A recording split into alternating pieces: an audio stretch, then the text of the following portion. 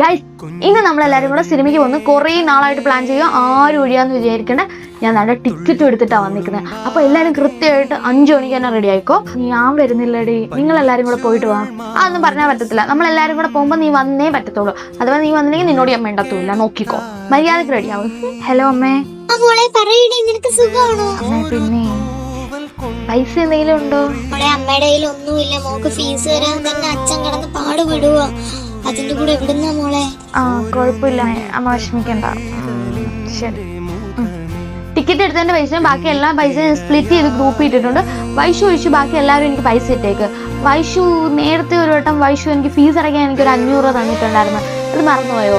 ഞാനതൊന്ന് മറന്നു, ഇപ്പോഴാ ഓർത്ത്. അതുകൊണ്ട് വൈഷു ഇടണ്ട കേട്ടോ, ഞാൻ അതിലങ്ങ് കണക്കാക്കിയിട്ടുണ്ടേ. ഏത് പൈസയാ? എൻ്റെ കയ്യിലാണെങ്കിൽ പൈസ ഒന്നുമില്ല. അവരോടൊരു പറയാനും ഒരു മടി.